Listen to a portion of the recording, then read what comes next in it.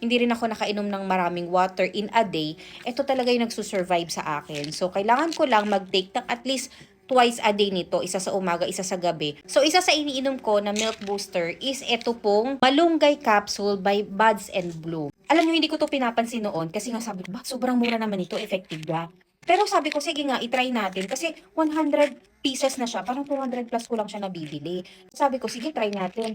Ngayon, so far naman, pang-apat na bottle ko na to. Kasi nagustuhan ko talaga siya and effective siya. Nakaka-boost ng milk supply. Since hindi nga ako nakainom ng sabaw ngayong araw, ito yung ginagawa ko. Umiinom ako ng twice a day nito. Pero kapag regular naman yung sabaw ko, everyday naman ako nagsasabaw, once a day, okay na sa akin. So ngayon kasi nakakainom ko lang din ng sabaw, so okay na ang once a day na malunggay capsule. Yun lang yung ginagawa ko.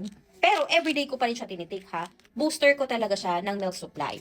Lagi kong inaabangan yung sale nito kasi nga, sobrang mura mo lang siya mabibili. 200 plus lang. Tapos 100 pieces na imagine kung ilang buwan mo siya mauubos, di ba? Kasi yung iba kong binibili nito, 30 capsule lang, tapos 300 plus na. So malaki talagang mura nung nag-ship ako dito sa malunggay capsule ng Buds in Bloom. And effective din naman talaga siya kasi pure and young malunggay capsule po ito. So para sa mga breastfeeding mom din na naghahanap ng mga malunggay capsule na pwedeng mag-supplement sa inyo to increase your milk supply. Sige, yan, itry mo yan. Itong malunggay capsule ng Buds and Bloom. Check mo na lang din dyan sa Yellow Basket para sa official store nila.